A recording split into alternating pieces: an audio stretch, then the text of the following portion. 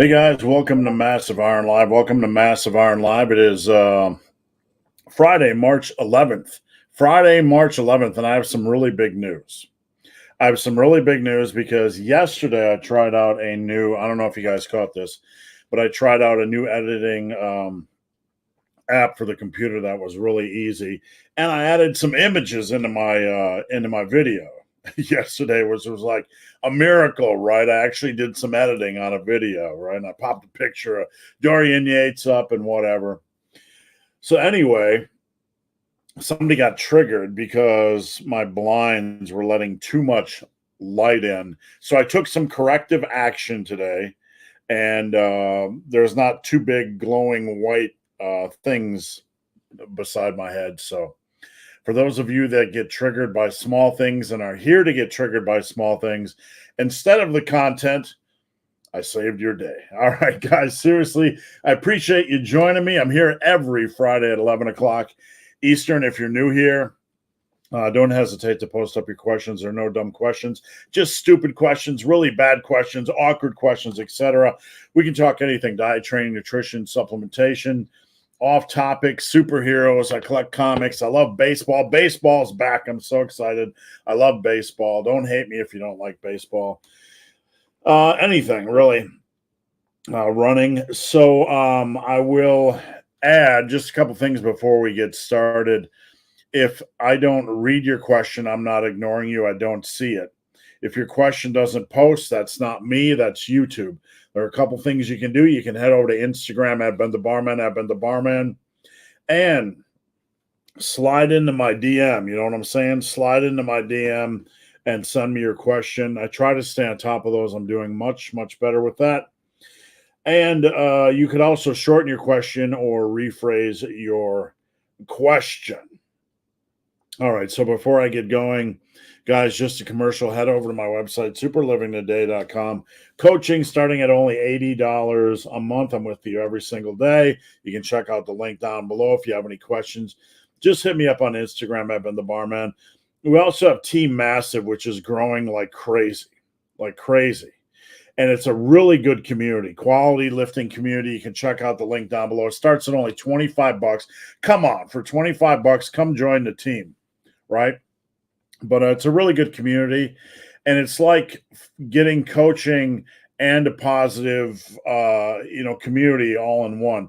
You can send form videos. You can send me direct questions on your training.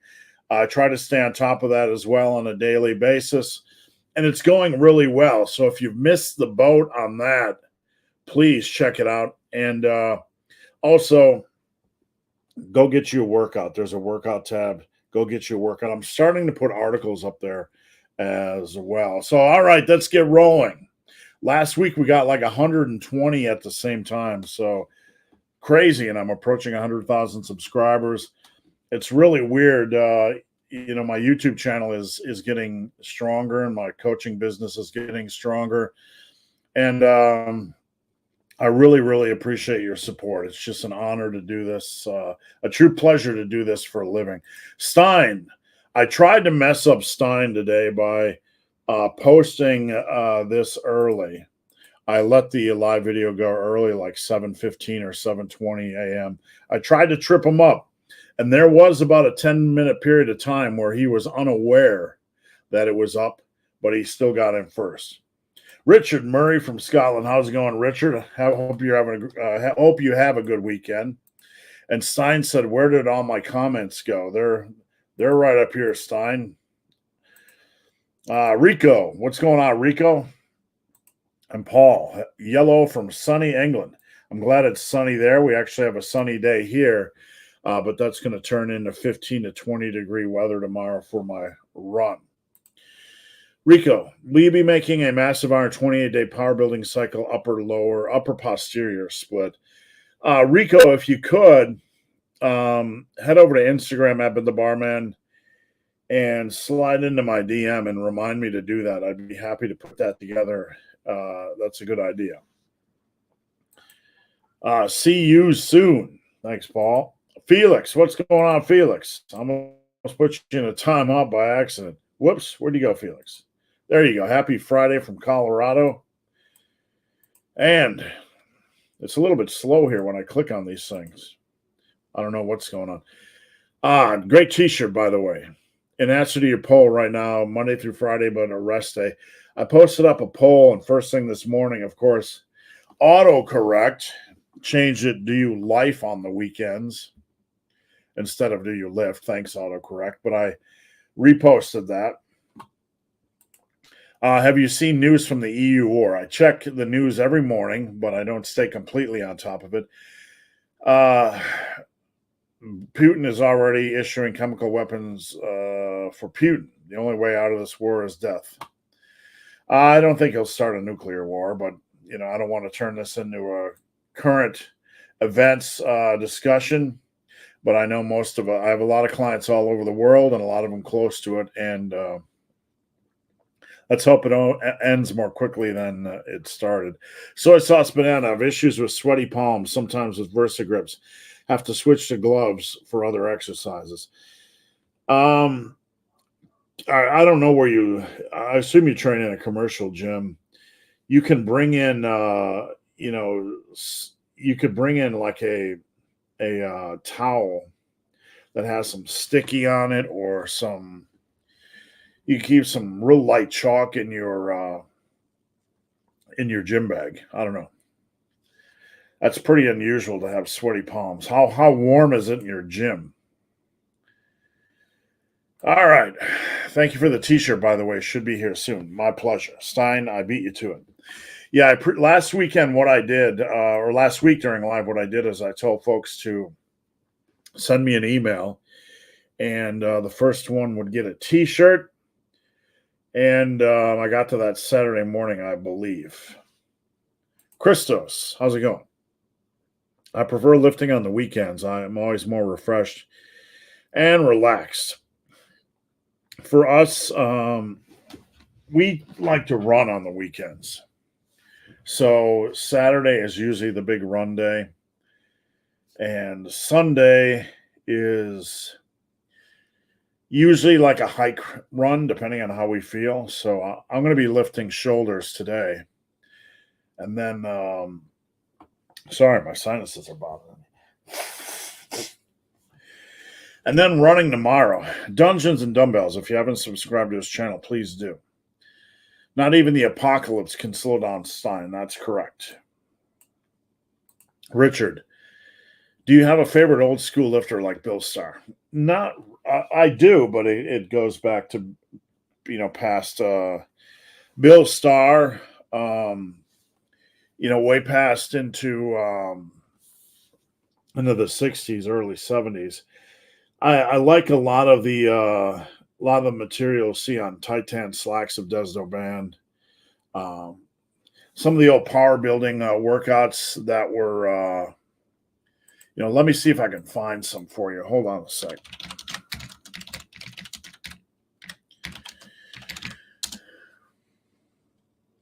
Hold on a sec. That's videos. I don't want videos. I want images. So what do we got here? Anthony DiTillo is definitely a big one. So I'd probably say Anthony DiTillo. If you're not familiar with him, head over to Google search Titan Slacks of Desdo Band, and then search for Anthony DiTillo. Sebastian, how do I know when to add distance or speed to my run? How do I know I'm training hard enough when it comes to running? Well, that's an impossible question for me to answer because I don't know your goals. I don't know what your end goals are. You don't try to add speed to your runs. You try to bring up your overall, you try to run at conversational pace. And once a week, you might do a speed up. A speed up is basically do a 5, 10, depending on how long you're running that day. Do a 5, 10, 15-minute lead-in run, just normal pace. And then run a gear below sprinting, something you can sustain for 30, 45, 60 seconds. Do that, rest for 2 minutes, repeat. We're not sprinting here. We're doing a gear below sprinting, something you can sustain. Do that 5 or 6 times. And then after you're done with that, do a cool down where you're running for 5, 10, 15 minutes. That's kind of called surge. That's kind of called surging. Something my running coaches used to have me doing. That's going to help bring up your floor. So that'll help bring up naturally your running speed. You don't want to push your running speed and go for PRs every day unless you're only doing 20-minute runs, and then there's no harm in that. Stan, how's it going? RMB says, let's go Yanks. Not one of my favorite teams, but heck, just glad baseball is back. G, hey, big, hairy, ugly dude. I have a new job. Hope it's an upgrade. 8 hours of lifting, bending over, going up and down on my knees. My legs are sore, and training them is hard. How do you train? Well, when I was a machinist, and I had an extremely physical job. And really what I would have to do is take at least 2 hours between work and lifting just to eat something, to rest and recover. You're going to get used to that soreness. So in the meantime,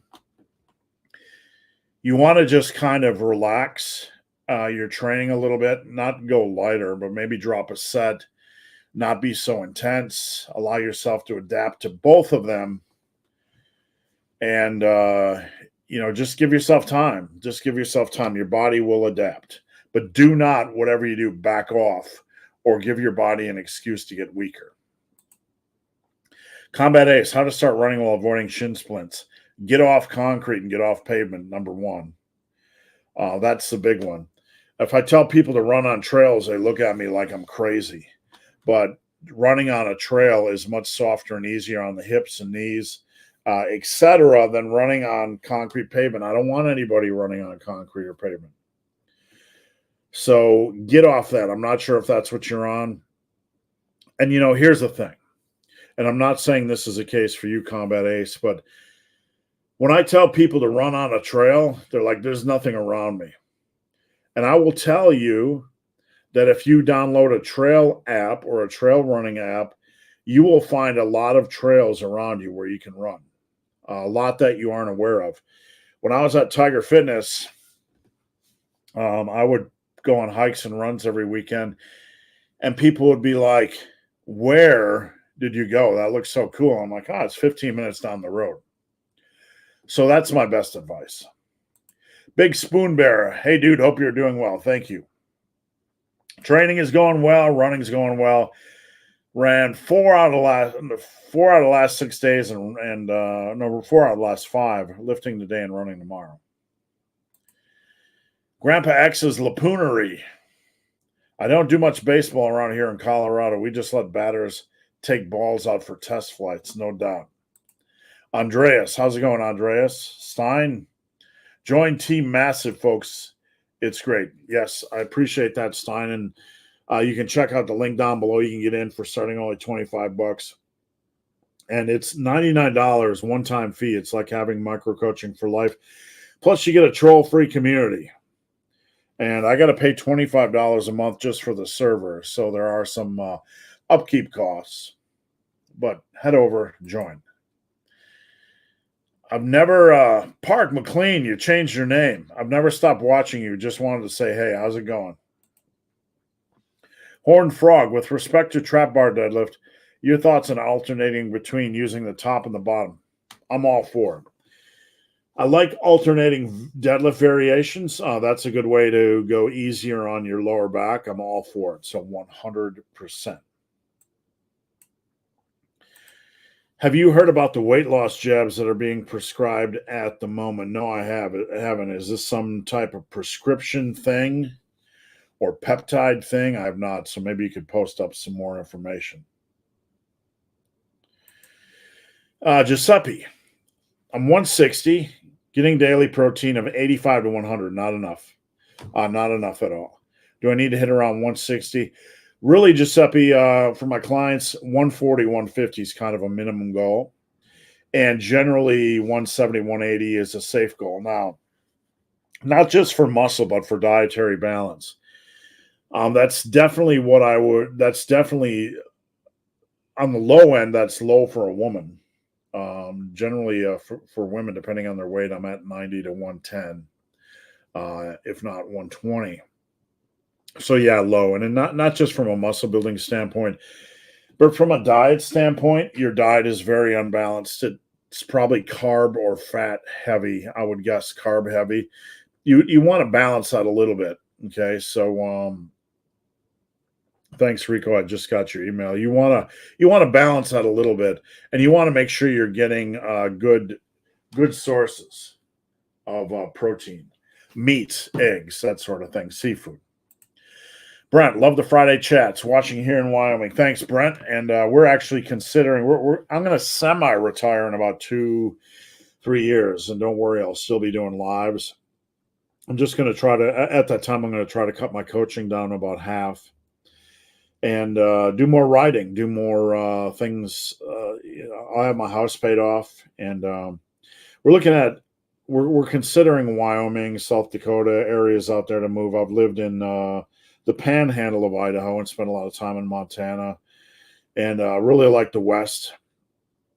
So we're considering Wyoming, but you guys can convince me to move to your state, wherever you live. We're also considering the UK, Scotland, Northern England, that sort of thing. Rig, hey, I've been doing the rep goal method. You still recommend this? Well, look, the rep goal method is just a really good way to get you up to speed. You learn how to practice safe sets, maximize sets. And I will always recommend that for someone, but is it something you need to do forever? No. As you become more of a early intermediate lifter, for my clients, we do for the big lifts, we do a lot of pushing sets for max safe reps on bench and squats, and then on the assistance work, we do last set max reps. So I would recommend at least doing one set max safe reps as a progression indicator. And what's a progression indicator? Well, let's say you're doing a 5x5. A progression indicator would be on the last set, do max safe reps. And if you get to 7 or more, then you would add weight. 7's arbitrary. You could have 8, you could have 6, whatever. That's a progression indicator. Once you get there, you add weight. All right, what do we got here? 3 days grace. I was feeling a slight 4 out of 10 shoulder pain while doing lat pull downs today. Only in the fully extended position. Still managed to get +1s. Any advice? It's just random crap that happens during lifting. Now, I don't want to, say all cases like this are random crap. There are some injuries that are more serious than others. If it lingers more than 2 or 3 days, then it's something you have to pay attention to. And I would take that exercise or that movement pattern down a notch for a week or two. But part of lifting, and this is something I can't stress enough, if you're lifting properly, you're going to get niggles, you're going to get occasional strains, you're going to head into the gym and something's not going to feel right. Just for random reasons. So generally nothing to worry about unless it's lasting more than 2 or 3 days. MG254 ordered my massive iron shirt last night. Can't wait to rock it in the gym. I appreciate that. And guys, I keep these shirts relatively inexpensive. Go to my website, superlivingtoday.com. Search Next Level. You'll find the massive iron Next Level shirts. And I think I have them at like $13.99 right now. They cost me, here's why I have them at $13.99. First off, I believe they cost me $8 to $10, and I try to offer sizes up to 3X, and I believe on some 4X. So those are a little bit more expensive. Yeah, I make $2 to $3 profit off of them, but honestly, most of that money gets funneled back into orders that do not arrive. So if someone doesn't get their order, I just reship it. And that kind of I'm not looking to make a profit off shirts. What I am looking to do is spread the massive iron army long and strong. So I appreciate your support. Is it true if you eat steak for dinner, it takes so long to digest? When you weigh yourself in the morning, you would generally notice it? I don't know. The body, when you eat something, after it passes from the stomach to intestines, in a state called chyme, CHYME. Now, chyme, your intestines will slow down or speed up digestion of chyme or removal of protein and nutrients from chyme based on what it needs, right? So if it's speeding along, it might mean your body is really in need of those nutrients. It's digesting faster, it's more urgent.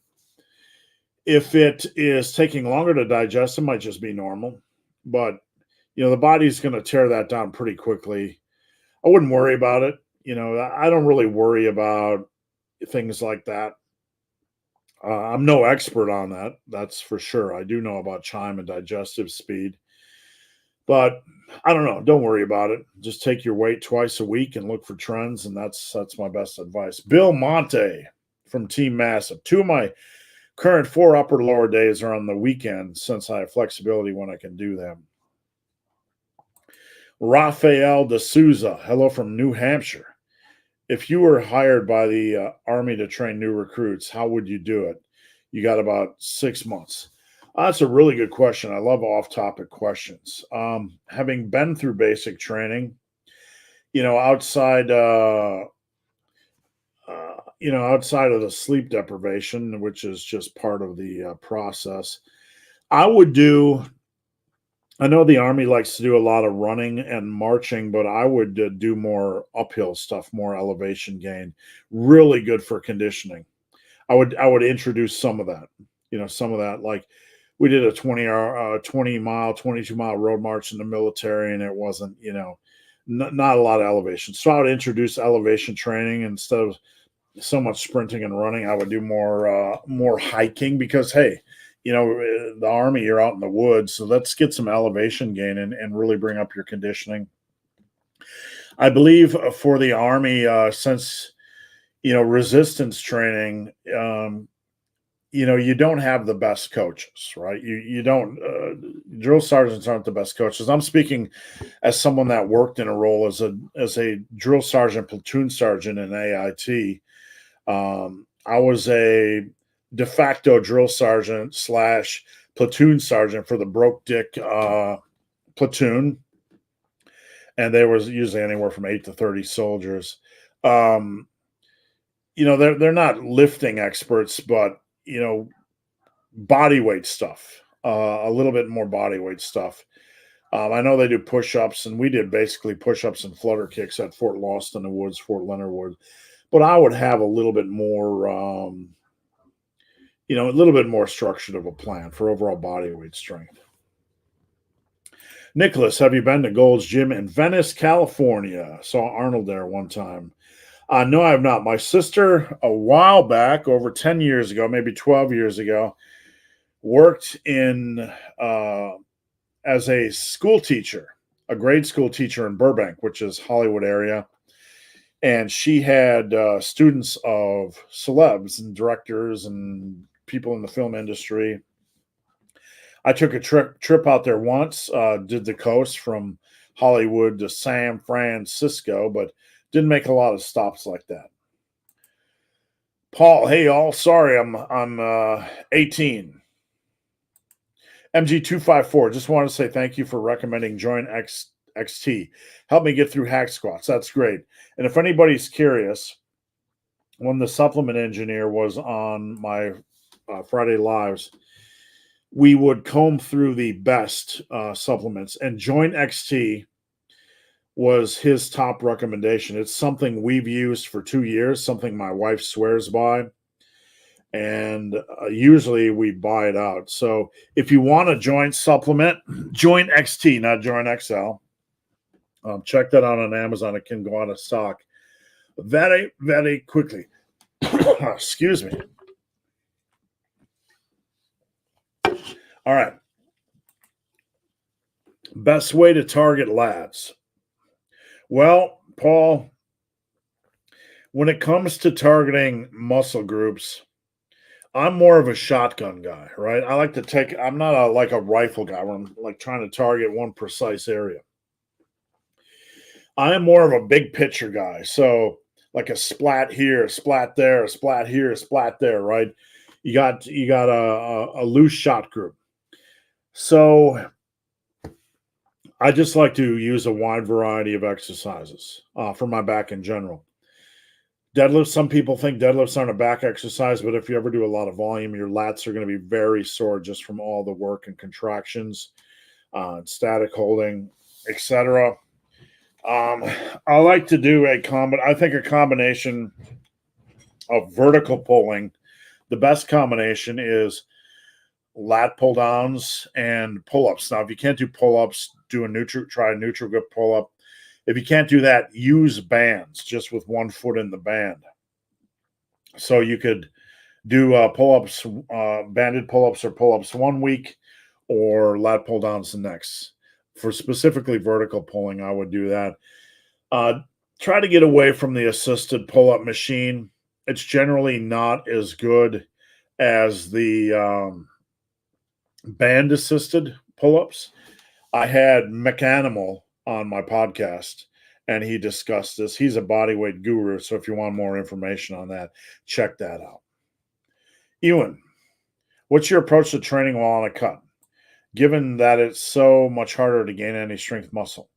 Well, Ewan, a lot of this depends on the individual situation and the cut. Like, if you're doing a mini cut of 2 to 3 to 4 weeks, it's probably a good time to not push for PRs. Just a small mini cut, to not do any intensity work, drop sets, supersets, rest, pause. Give your body a deconditioning period of time for a short mini cut.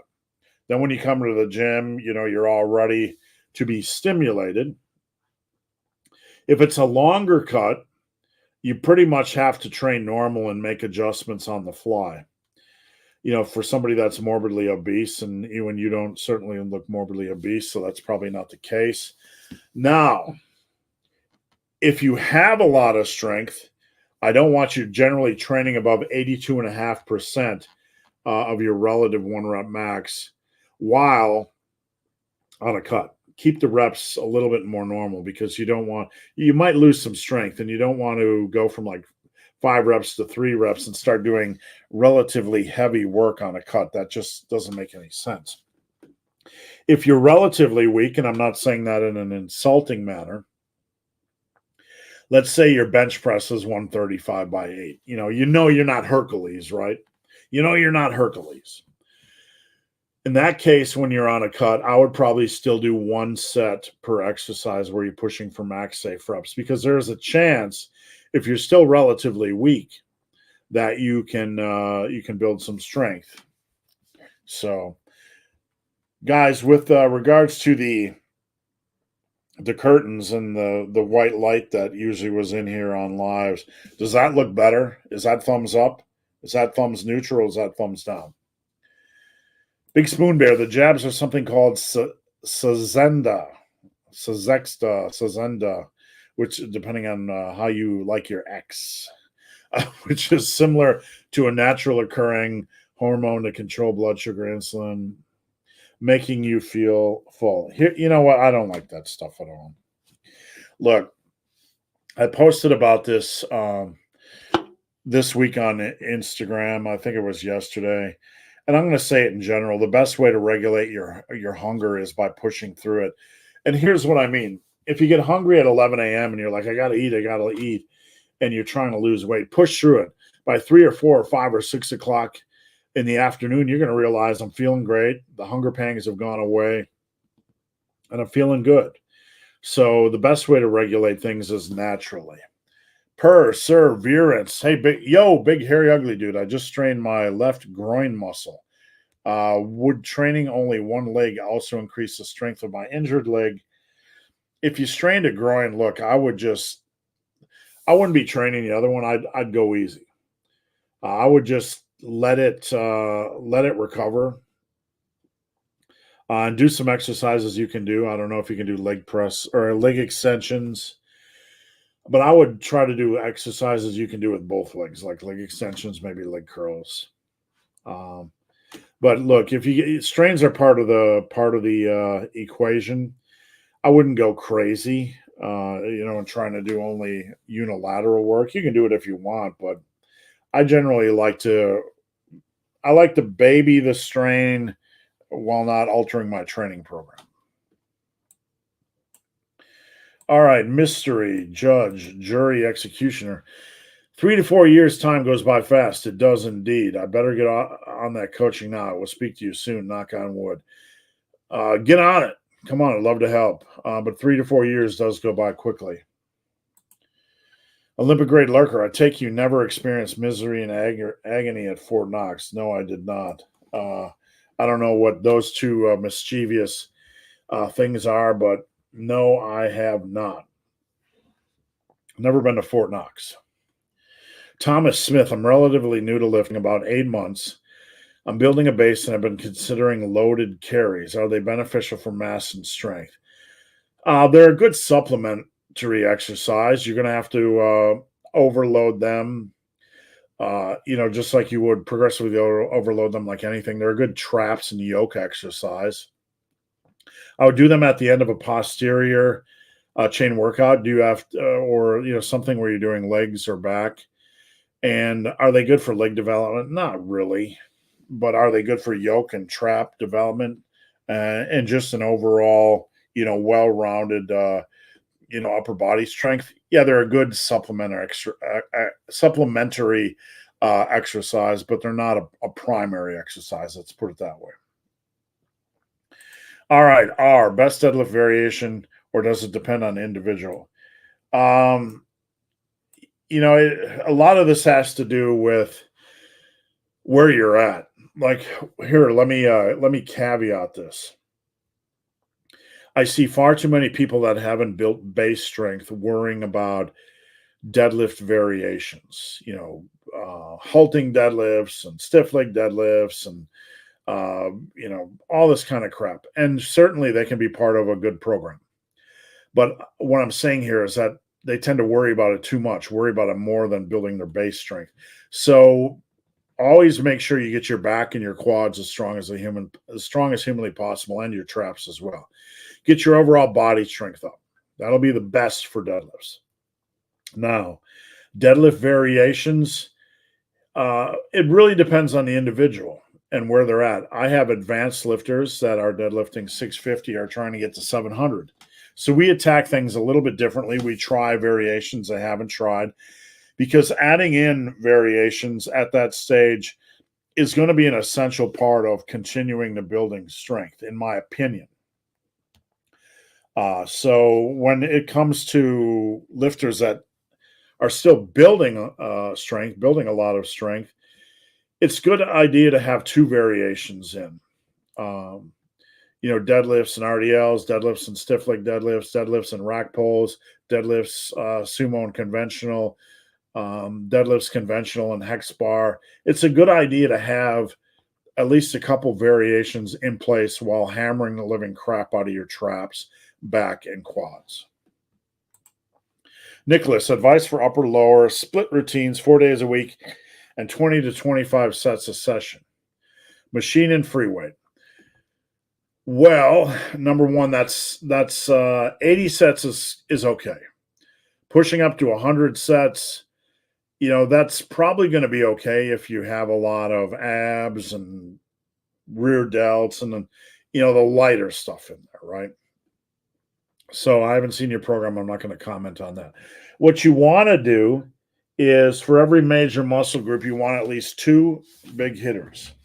Big hitters, barbell and dumbbell. Okay, barbell and dumbbell if you can. So bench, barbell, and dumbbell variations. I don't care if it's incline, flat, whatever. Do whatever you like. Start with that. Shoulders, barbell, and dumbbell variation. Back, deadlifts, and dumbbell barbell variation. You don't have to do them in the same week. But you can do deadlifts and dumbbell rows one week, deadlifts and barbell rows the next. And then for leggies, obviously you got your squats. And after that, instead of the dumbbell and barbell variation, do hacks or leg press or alternate them every other week. So we have our base. We have our first two exercises. Then you probably want to add in a body weight and machine. So for chest, what I do for a lot of my clients is I do dips and push-up supersets. On shoulders, no body weight exercises. So we do things like side lateral bulldozers, which is a 5-set rest pause protocol. On Backaroo, you'd either do pull-ups for body weight or lat pull-downs if you can't do pull-ups. And for liggies, I have my clients do 100s on lunges, which is a 100 rep rest pause lunge set, which they absolutely love.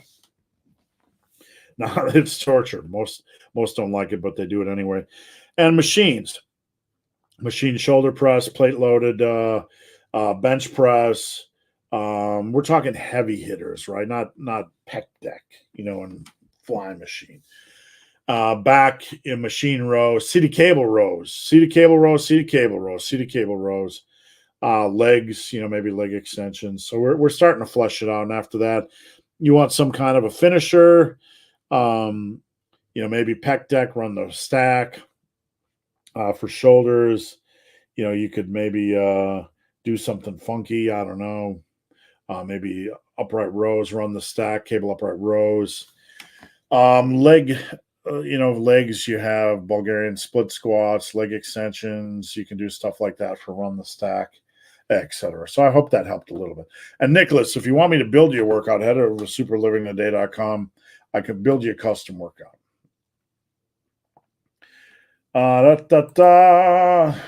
James Patel. If training full body every 5 days, how many days surplus required after session do I? Well, you're going to, wow, this is a unique question. So you're only training every 5 days. So twice every 10 day. So 6 times a month. So we're kind of at a very minimal, kind of a trying to sustain progress type of program. I would not, you want to keep your calories consistent, James, but you also don't want to aggressively add weight. In something like this, if I was doing a bulk in this scenario with minimal, I would probably just keep calories 150-ish above maintenance. And then after 3 or 4 months, assess to see if you need a mini cut. And R says, please recommend some bench variations. A pause bench just didn't add weight to the bar. Well, pause bench is a good starting point because it'll teach you to maintain control and tightness in the hole. Once you have a good grasp of tightness and control in the hole, other variations I really like. I like slingshot close grip bench presses. So get yourself a slingshot, a bench slingshot. Mine has lasted 14 years. It'll serve you well. And that'll really overload your lockout. If you have chains and you can do chain close grip bench with a slingshot, it'll really overload your lockout. And it'll work your central nervous system because you're working with some heavy weight. Now, you can also add in an incline variation. I want you doing dumbbell bench at least 3 sets of 10 or some dumbbell bench variation for hypertrophy and some general strength using dumbbells. And you can do things like a floor press. You can do 1.5 benches. You can do guillotine benches, which I did. And a guillotine bench, our arms flared, really feeling that chest, but you don't bring the bar down your Adam's apple. I would bring it generally down to 5-6 inches above my Adam's apple. You can do variations like that. I'm trying to think what else. Just straight chain benching. You can also do alternating. I have more an advanced bench program that I have a lot of my clients on right now. We do low reps and high reps, etc. You look like a ghost in a dark room. I'm working on it. I'm going to be trying to set this up as an official studio and get the lighting right. So I think it's better than having both of those windows like super bright, but doing the best I can. I tried putting a light here, which is here, and it made me even whiter. So it's a really dark room. I got a light over there, and I got those blocked out. So we'll make improvements so we don't trigger anybody, right? In lifting studies, lifters aren't told how many calories to intake, so we can assume they make gains on maintenance or average. So why can't we do this? That's some really bad logic, and I'm not picking on you, but you're assuming nutrition. That's not the case for all studies. And a lot of the studies, though, the lifters are also beginners or haven't experienced much muscle growth. So there's that as well. Why can't you gain at maintenance? Because it's a really stupid idea.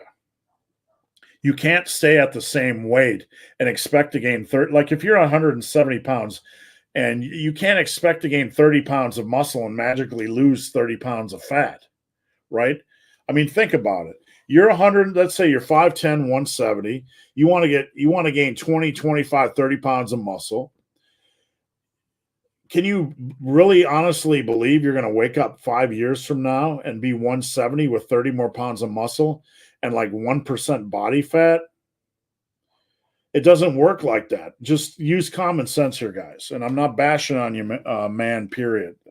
I'm not bashing on you, but we got to use some common sense here. These lifters are not, they're beginners. We don't know what their calorie intakes are. We don't know how these are being monitored. And the bigger picture is they're not doing this for 5 or 6 years to reach your natural potential.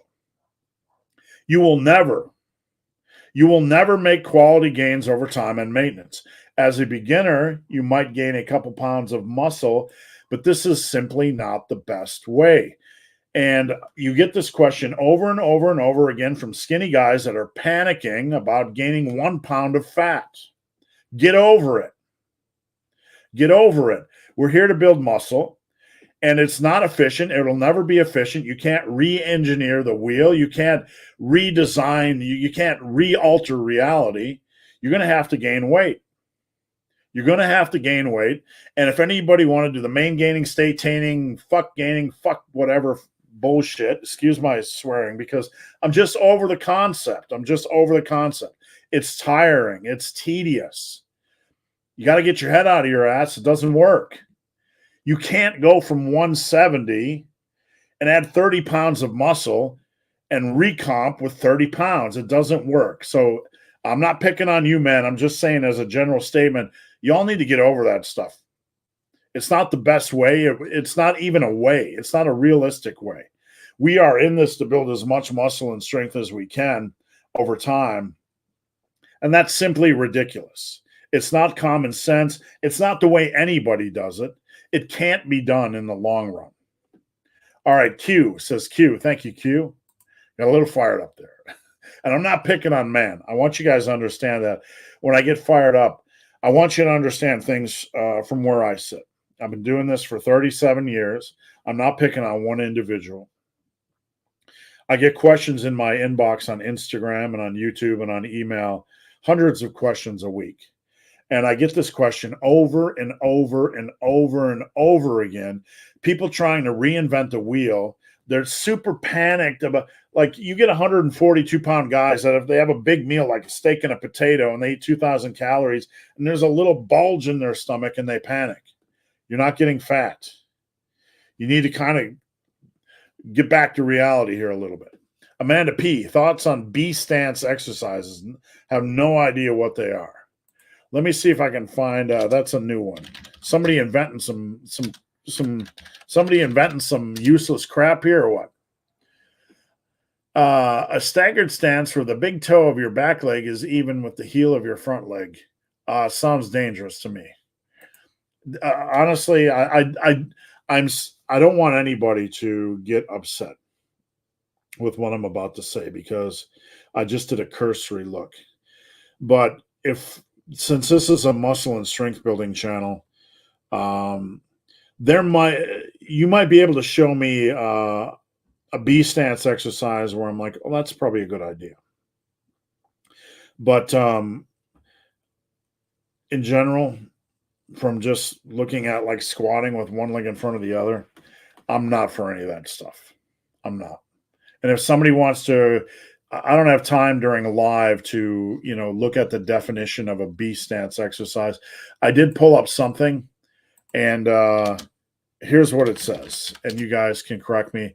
What is the point of a B stance? B stance or kickstand involves keeping your weight overwhelmingly to one leg while keeping the ball. It sounds like a good way to. Okay, here's what we have. Muscle and strength building is about progressive overload. This is an exercise you can't progressively overload. You're going to jack up your hips, knees, or ankles or something. So therefore, we have to ask ourselves, what's the point of it? What is the point of an exercise you can't progressively overload? Is it to do conditioning work and gain control over your body? That's great, but you have to do that on off days. Resistance training or building muscle and strength has a specific purpose, and the driver of that bus is progressive overload. So any exercise out there that's created, burpees or B stance exercises or whatever, that's fine as a general form of movement or a conditioning movement or a base level strengthening movement. Like say you have maybe there's a case for a 55-year-old woman with a hip issue to do a B stance exercise. I don't know. That's probably okay in that scenario for bringing up base strength and coordination. But for the box we're in right here, muscle and strength building, absolutely useless. So I hope that helps some. I don't know if muscles are fully recovered. Don't worry about it. You absolutely don't need to worry about it. You don't need to worry about it. I'm never fully recovered. That doesn't mean you aren't going to grow. If you're doing a regular full body workout, you're going to be fine. Just keep pushing. The body will adapt. No need to worry about it unless you're doing a full body with way too much volume per day. But there's the premise is that you need to be concerned that your muscles are fully recovered before the next workout. And that's a false premise, right? Everybody's in different stages. Beginners might recover a little bit longer, but you still have to push, okay? Because we still have to build up work capacity. So if you were a beginner and so let's say you were 2 weeks in and you did your Monday full body workout and you're just torched, right? Come Wednesday, you still have to do it because we have to build work capacity. We have to challenge the body. We have to condition the body. That's part of hypertrophy as well. So don't worry about being fully recovered unless your program is very unbalanced. I will add when somebody comes to me for coaching, and I don't do anything to punish them or beat them up. But with that said, occasionally they'll be they'll be like, man, I don't feel recovered, or this is a little bit more work than I'm used to. And, that's fine because we have to build conditioning. Sometimes I have somebody that comes to me for coaching and a workout might take 2 hours and they're a little bit concerned. I'm like, well, we just, they'll be taking longer rest periods and I'll tell them to tighten those rest periods up. But I feel weaker. Yeah, you're going to, but we need to build conditioning. So don't worry about being fully recovered if you're doing a normal, reasonable type of program. Raphael, please help with bench and pushing with the feet. It doesn't feel, first off, don't over worry about this, guys. Guys like me and Alpha Destiny and Faz and stuff like that, we're not overly concerned during regular training about leg drive. There's so much hype about leg drive on the bench. Guys, we got to let that rest as a community. We really do. I mean, it's not, you don't have to get like 82 form cues for bench and have all this perfect stuff and have perfect leg drive, right? So first and foremost, I want you guys to relax on that. I don't bench with leg drive. What I do is when I set up, I try to push my hips towards my lats. That helps me keep upper body tightness. And then the other form cue is I roll or control the bar down to my chest. Now, if you want to add a little leg drive to that, your first platform is, and I see this a lot, watch your bench videos. If your feet are moving around, okay, a lot, you need to be rooted before you bench. So push down gently and try to spread the floor. Imagine pushing your feet apart, not violently, okay, but gently. And then from there, when you push, I see you can have a little bit of push or leg drive if you want to work on it, but it's not going to add nearly anything to your bench. It really isn't. Will it add a couple ounces, maybe a pound if you're lucky? Sure. but just don't think it's some ultimate game changer, because that's just internet hype bullshit. When you push, you want to push towards the hips, not up so your butt's coming up, because all you're doing is pushing your ass up. We want to kind of transfer your weight towards your hips. And if you have your hips pushed towards your lats, that's going to help a little bit. KM, thanks for the live stream. Thank you for tuning in. I appreciate it. Jake the Snake Roberts, thoughts on prone trap raise for trap growth. Prone trap raise. What in God's name is a prone trap raise? Let me search that real quick. Prone. I have a video. Hold on. Let me turn down the video here. Let me make sure this tab is muted. And I gotta hold on a sec. I gotta skip the ad here on YouTube. Okay, a prone trap raise. I see it on T Nation. The guy's leaning. Let me. Basically, the guy's on a 45-degree bench. Let me see if I can share the screen with you.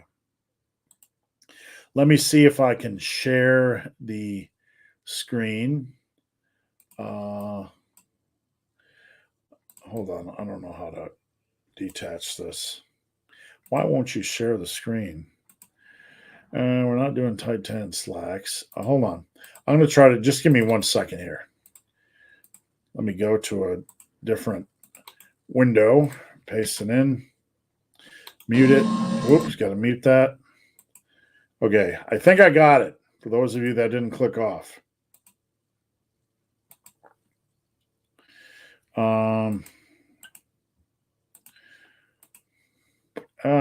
Now I can't get that away.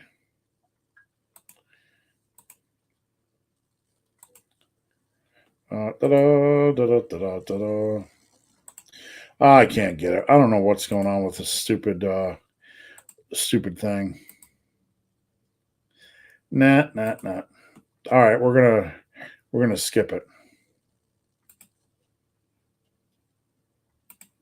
All right, we tried to do a screen share, but we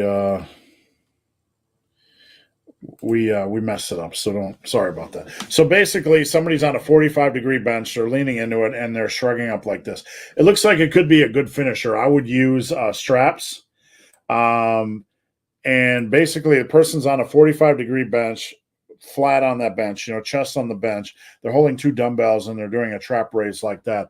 That's absolutely fine. I would use straps, and I would do it for volume. A lot of volume, a lot of time under tension. The Cetera, big fan. Is it optimal to train complementary accessories on the same day? For instance, lat pulls after pull-ups versus doing them. Yeah, absolutely. You can do that. I have a workout program, kind of a push-pull legs variation, where on one back day you do horizontal rowing, like dumbbell rows, barbell rows, seated cable rows. And on another day, you focus on pull-ups and lat pull-downs, so horizontal pulls. So you can do it. It depends on the context of the workout. Brips. Should I be avoiding dips if I get sternum pain after I do them? If anything gives you pain consistently while doing an exercise, I would definitely take a break from that exercise. I would consider, though, Brips, if you have a bench press slingshot, trying to do them with that and seeing if that helps at all. James Patel. I know that muscle protein synthesis is overhyped, correct. But if muscle is recovered after 3 days, you are literally missing. No, you're not literally missing out on 4 days growth. That's nonsense. You just contradicted yourself, and you're making up fairy tales that contradict science because you want it to be that way, James. And I'm not trying to bash on you, Big James, but that's not what science says. You are still in the muscle protein synthesis box where you believe that that's the only factor, and it's a lie. It's a lie, James, because what we know scientifically, and these are what the biggest names in the hypertrophy science world know, and the meta-analysis that we look at, and something I've been beating all my life from personal experience and from looking at science, it does not matter, James. You're trying to chase your tail over one small thing. I want you to put this passion into getting strong. I want you to put this passion into getting strong. Scientifically, for those of you that are keeping score at home, we know that when volume is equated over the course of a week, meaning let's say you do 15 sets for chest, 12 sets for chest, whatever you're doing, 9 sets for chest. It does not matter whether you do them in 1, 2, or 3 days. This is not an opinion. This is a meta-analysis of all current research. Okay?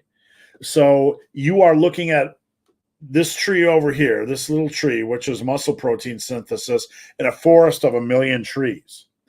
So that's your problem. You're focused on that one thing and you can't let go of it. What you really should be focused on is getting a lot stronger than you are now. Don't. If you like to train that way, train that way. It's not going to give you any advantage. In fact, the research says that there might be a slight advantage for a body part split. All right. Amanda P. Thank you. If I should try B stance because I can sometimes feel, you don't want to do that. That's, if you want to talk to me about, what you're feeling, we can discuss maybe some corrective actions. But what happens a lot of times, in most cases, we have one side of our body that is stronger than the other. My right arm stronger than my left. My right leg stronger than my left. You might even have a difference in how long your legs are. So feeling, don't worry about feeling as much as progressive overload or getting stronger. Rob M., unless you're getting injured. How many sets of 8 is too many on bench in one session? It really depends on the context of the program. You could do an 8x8, in the short run. You could do a 10x8 if you want. In the short run, there's really no too much. You make sure your progressive overload in the mix, and you don't want to be doing that, forever. It's a short-term program. You don't want to overwork like 8 sets of 8 for 5 years, because then you're going to be overworking the movement pattern. You're going to be missing out on exercise variety, which is generally not a good thing. So a short-run program, good. But any more than 8 to 10 sets is really redundant. ZVXE Luft 4, whatever that L is, right? 5.7-inch wrist. So my rough genetic limit is only 15. What's your weight? Because that's super small. And I'm guessing you weigh one in the 130s. So let's see if I'm right. Maybe low 140s tops. Giuseppe, appreciate you answering. Been using your bench program twice a week with high and low reps. Definitely works. Glad to hear it's working for you. My bench went up tremendously. Wade, B stance. Why would anybody do that? Sounds like a functional exercise. It's just there can be practical applications for everything. And you can do this stuff, for conditioning, in the proper, if it's in the proper place. But from where we're at, from hypertrophy and strength building, it sounds just like overthinking, PT, Squat University, functional crap. Hold on, I gotta mute WhatsApp here. Somebody is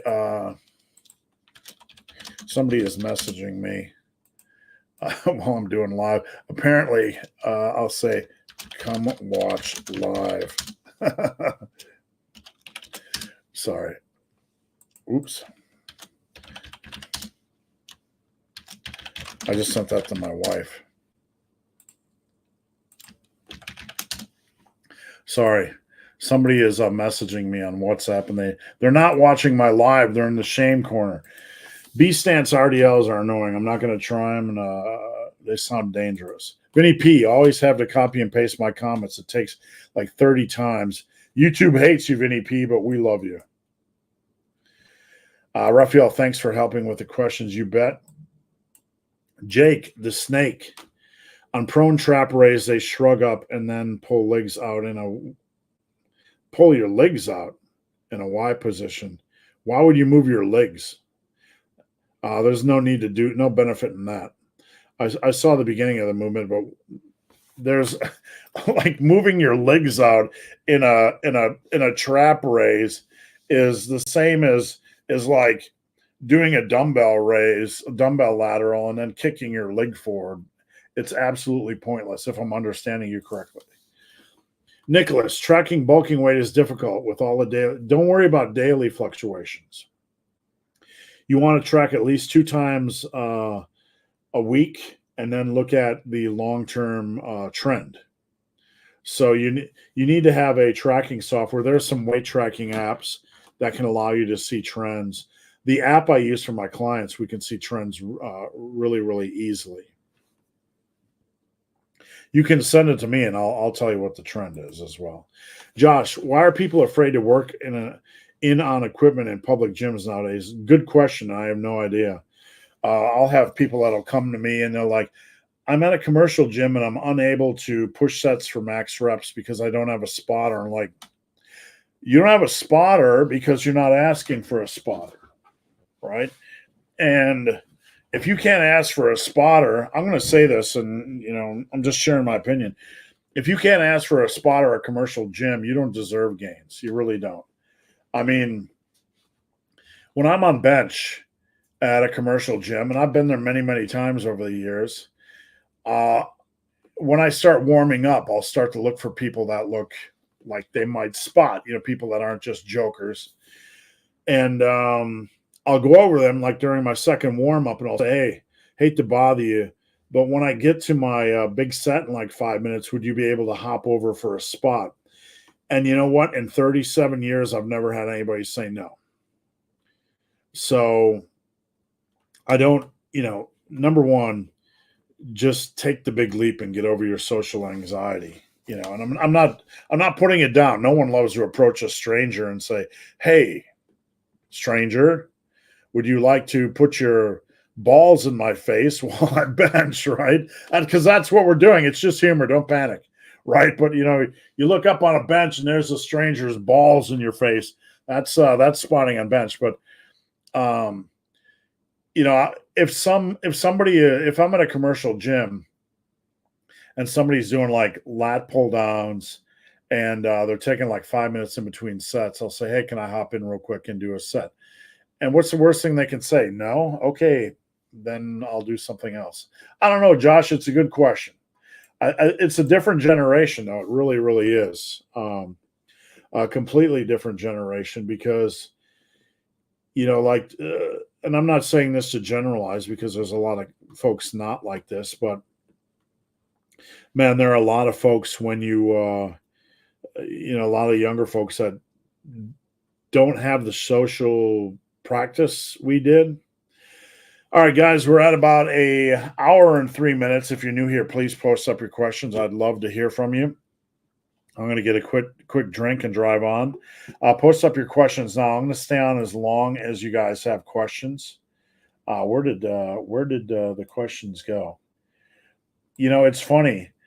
This thing is YouTube is acting up today, because it's not showing all the questions, and it looked like I only had 5 questions left. And it looked like I only had 5 questions left, and then when I scrolled down, like 20 of them appeared. It's a sad day. There were no purple monsters left. So we're going to my side chick, White. You look like a ghost in a dark room. I'll get it fixed eventually. Sorry. It's so hard to, I'm not a lighting expert, so it's so hard to figure out lighting in here without just completely bleaching everything. Where were we now? Here we go. YouTube is acting really weird today. It's like skipping questions. Like it looked to me like I only had 5 questions, and then all of a sudden I have like 30, and I might have skipped your question. So if I did skip your question, let me know. I sincerely apologize. I'm just going to scroll back real quick and make sure I didn't miss anything. And if I did, guys, please post it up again. Please post it up again. Best way to properly teach a hip hinge to somebody who's struggling. Well, it depends on, let's just start with the RDL, okay? I'm going to give you the breakdown of how I teach it. First off, you want to lower the body right along your thighs, not dragging it across your thighs, but right along your thighs, right? Down your legs. You want to lower your body down your legs. Not lower your body down your legs, lower your barbell down your legs. While keeping your lower back core braced and tight, okay? Now, as you're lowering the barbell, not the body, we're not lowering dead bodies. We're lowering barbells down our legs. You want to push your butt back like you're trying to bump somebody with your booty that's behind you. So lower the barbell down your legs. Allow your knees just to bend a little bit. Keep your core and lower back braced and move your butt back like you're trying to push somebody behind you. Now you continue to lower the bar in a controlled manner until your lower back, you feel like it might want to break. And then you drive up and pop your hips forward. Does that make sense? Chicken legs question. Chicken legs. If training mainly for aesthetics, I think most of us are training for aesthetics, and I'm not being dismissive here, but most of us are training to look good. As long as you don't have chicken legs, why bother training legs? Dude, you are on the wrong channel if you want to have chicken legs. You're on the wrong channel. If you don't want to train legs, go ahead. If you want to look like an awkward 20-inch leg son of a gun, no one cares about a man's legs. Come on now. That's the silliest thing I ever heard. That's just your prejudice. You want no one to care about your legs. You wish no one cared about your legs. Man, that's complete nonsense. No one in public cares about your legs. You know what? I beg to differ, kind sir. I beg to differ. Having strong, powerful legs says a lot about your physique. On the other hand, if you don't have strong, powerful legs, people are going to look at you and you're going to be a living joke, a living meme. So, no offense, and I appreciate you tuning in, but that's just your bias. That's just your silly bias. You can do the chicken leg thing. If you don't want to change, if you want to be weak, then go ahead. But I will tell you, as a trail runner, somebody that's run 3 more years, there's no downside in strengthening your body. Why would you be weak? Why? I mean, what's the goal in being weak? You want your tendons and connective tissue and your muscle in your lower body to be weak. You want to encourage injuries. People will say, why don't you get injured during trail running? Probably because my tendons and my connective tissue and my muscles are strong. So you want to be weak, but this is a channel for people that want to be strong mentally and physically. All right, Nicholas, have you seen the new Batman? Not yet. I've listened to a few reviews on YouTube channels. There's some good and bad, but mostly it seems very, very watchable. Vince Garanda guillotine presses. Yeah, kind of, but you don't want to bring it to your atoms up. You want to hang it high. And the point is, like when you're doing a guillotine press, you really want to feel, like I can feel that right here. You want to feel your chest stretch. And that was actually before this, but I didn't see that because it is hiding some of the YouTube is being funny. Ghost face. Y'all hating on my ghost face. And yesterday, when I had the blinds not blocked, folks on my video were hating on the bright blinds behind me. I can't win. You guys are unforgiving. Where are we? I'm trying to find questions that I missed because this thing was super wacky and it missed some questions. It didn't post all your questions. Okay, we got that one. Did I get this one? Currently, I'm on an upper-lower split. I do one compound pressing movement and one isolation, 3 sets. And then I add, so if I add dumbbell press, should I also consider it as a compound movement or as a secondary press? Upper-lower split, I recommend doing 2 variations of each. So 2 uppers and 2 lowers. And what I do for most of my clients is on the upper, we'll lead with a bench variation on upper A, and on upper B will lead with like a military press or barbell press variation. And that way you can do one of each over the course of a week or every 8 days. We got that one. Yes, people do care about your legs. And I'm not sure if this is you, but I'm like getting dozens and dozens of multiple posts. So I'm not sure if you're having internet problems or not, but just be careful.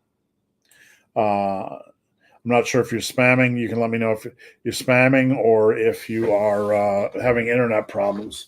Because when I started getting multiple posts that are throttling the feed, it's a good way to get blocked. All right. Jake the Snake, I meant pull arms out in a Y motion. Well, that's more of a raise. That's more of a rear delt raise. I saw the video on T Nation where they're doing the rear delt raise and then they're doing the shrug. You can do that combo if you want. I would just do it as a finisher, and do it for higher reps and use VersaGrip so you don't slip the dumbbell or the dumbbell doesn't slip. Guys, keep the questions coming. As long as you have questions, I'm going to stay on. DGs, bodyweight 200, overhead press 2 times a week. 145 for triples and singles until I hit 15 total reps. Advice I heard on a Ripito video, sound advice. No dumbbell work currently. You need to do dumbbell work. Everybody that's serious about hypertrophy and strength needs to have dumbbell and barbell work, and that's my opinion. So you're doing too much low rep work. It's going to beat up your shoulders. I would, if you want to do doubles and singles, I would, or triples and singles, I would do them every other session. But then the alternating sessions, I would do some volume work, and you definitely need to add in some dumbbell presses as well. You just don't have enough.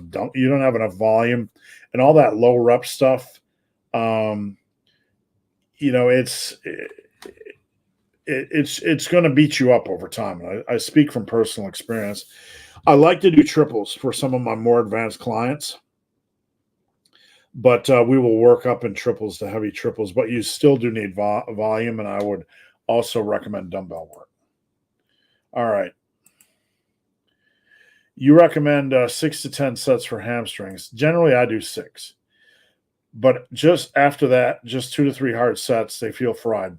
I'm going to tell you this, and I'm not being critical, but I don't care how they feel. We're not in the gym to like, how does my hamstrings feel today? Are you feeling good? I don't care. I don't care how anybody feels. We have to build up work capacity.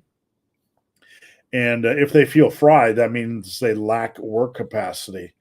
And that means they need more work. So, not trying to be hard on you today, ZV, but I don't care how you feel. Fuck your feelings. Excuse my language, but this is a video I made before, and I'm not saying that specifically to ZV, but fuck your feelings. We're not in the gym. How do I feel today? I'll tell you how you should feel, like doing your fucking program. That's how you should feel. That's how you should feel, like doing your fucking program. Like whatever the program is, whatever the right way to train is, that's how we should fucking feel in the gym. Like, how do I feel today? I don't care how anybody feels today. Like, unless you have an injury, right? Unless you have an injury or a reason, like you're doing your warm-up sets and lat pull downs and there's something wrong on your back, then stop your work. Let's be smart. But like I feel, who cares? Do the work, because the attitude of doing the work, as long as it's safe sets, that's what you need. You need to build work capacity. You need to challenge yourself. Eli, do you think knee caving in on squats is a big deal? Well, first off, we need to address are you getting knee valgus during the descent or pushing up? Pushing up is fine. That's okay. During the descent, that's 95.789% of the time. That is an issue either of discipline, bad habits, or your knees and the alignment of your knees and feet are not in the same position. So that's something you need to have checked. But Eli, if you have a specific problem, whether it's knees caving in, going down, or knees caving in, coming up, knees caving in, coming up is generally fine. But if it's down, maybe you can let me know. You take down energy drinks like a champ. It's only my second of the day. And, it's like I generally don't go over 600 milligrams of caffeine a day. I'm only at like 220 right now. Rico. And I want to say before I do Rico's question, I appreciate everybody tuning in. Sometimes I get fired up. I'm trying to give you guys the best advice I can. And, anybody that watches my channel kind of knows how I am. I can be hard, on people. I can be direct, but that's because I want you guys to see through the bullshit, right? I want you guys to see through the madness and the nonsense. I want you guys to get over how you feel in the gym, right? We're not there to take a litmus test of how do I feel today? How are my emotions, my emotional health? How am I feeling about my workout? You guys should look in the mirror every day. I'm going to get back to Rico's comment. You should look in the mirror when you're at the gym and say, fuck my feelings. I have a plan. I'm going to do the plan. I'm going to work it hard, even if I feel like shit. Because that is the path to glory. You do what you need to do, not what you feel like doing. Too many guys are doing what they feel like doing. Squats feel heavy. I'm going to take it easy today. Fuck that. Right? I feel toast after 2 to 3 sets. Can I drop an exercise? No. Stop being a fucking pussy and do what it takes to get to where you want to go. Because muscle building and strength building are a process. We know what that process involves. Now, occasionally, 1 out of every 10 workouts, you can take it light. You're just tired, you're not feeling it. 1 out of every 10, I'll give you but like feeling is a cancer. And I'll also tell you what a cancer is as well. If a workout feels hard, you got to bring up your conditioning level. That's part of hypertrophy, and it's something no one talks about. If you are, like after 2 sets, if you're feeling toast, that's a red flag, okay? That's a red flag that you need to get your shit together in the gym. If you're feeling toast after 2 sets of a body part, it's an indication you need to get working. You need to be like, okay, you don't use that as like, okay, now I got to turn down the intensity. You need to look in the mirror and say, self, I need to turn up. I need to push hard. Like when I'm out on a trail run or I am in the gym and I'm feeling like I don't want to do the next set. That's when I know I need to do the next set.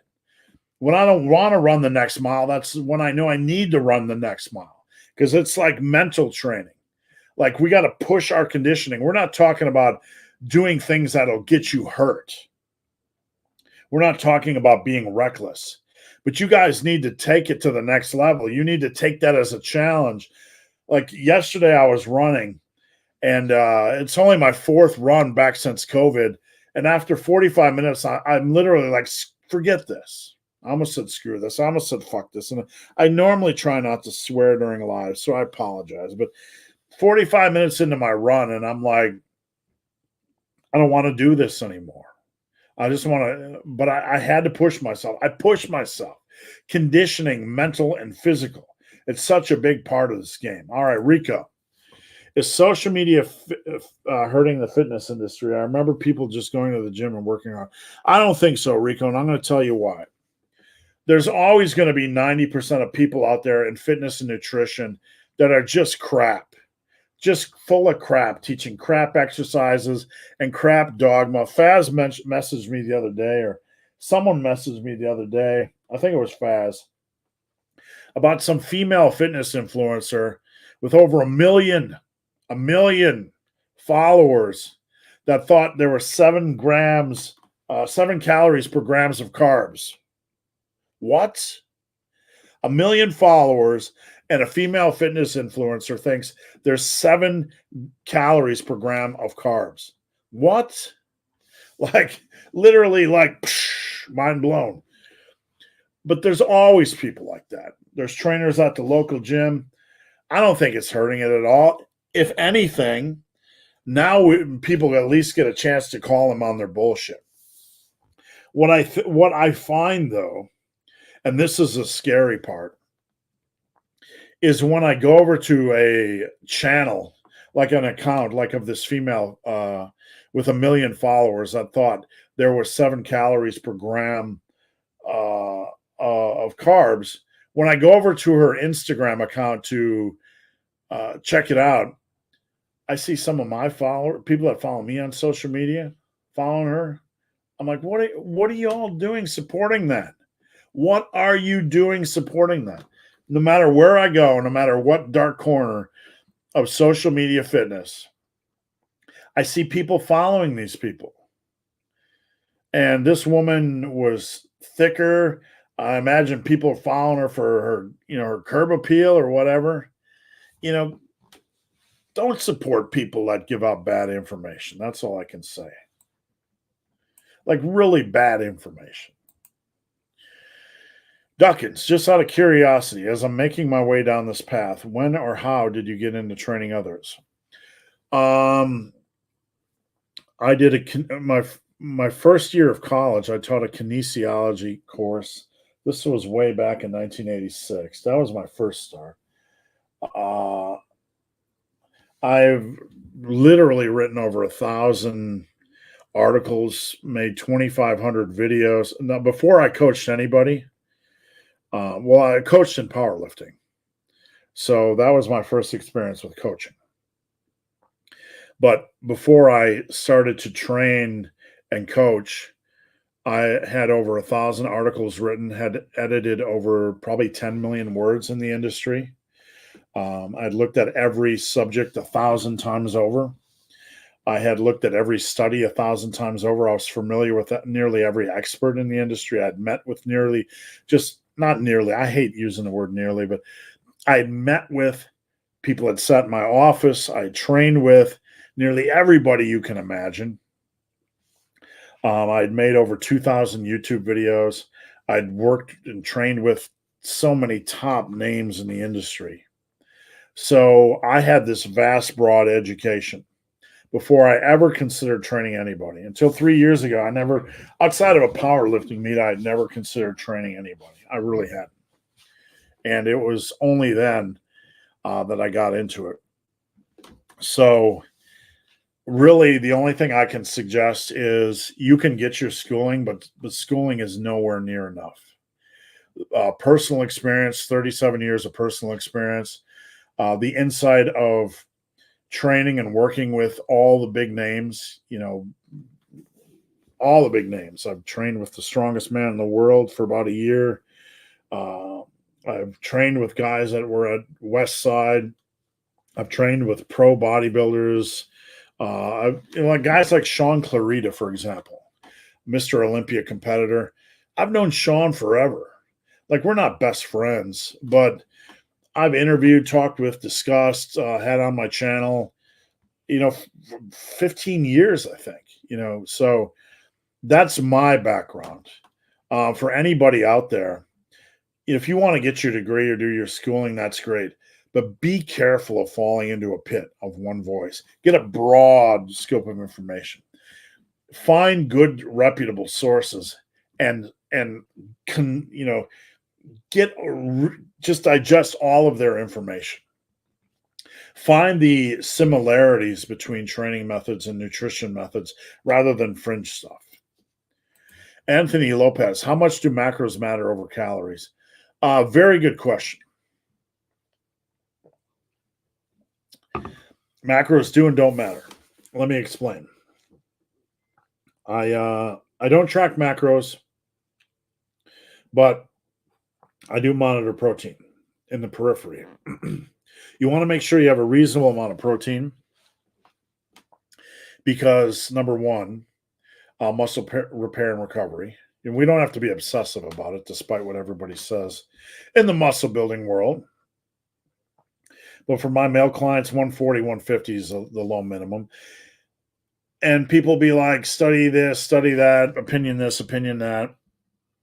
And they'll try to nail it down to a specific number. Like having a specific number of grams of protein, it's a like people attach themselves to a specific number of grams of protein like it's some magical fairy dust, and that's nonsense. It is. Like one is not better than the other. Just be reasonable. In the long run, reasonable is good. I will say macros, if your protein's low, it's a sign your diet is imbalanced. What do I mean? Well, we had somebody earlier with 90 to 110 grams of protein.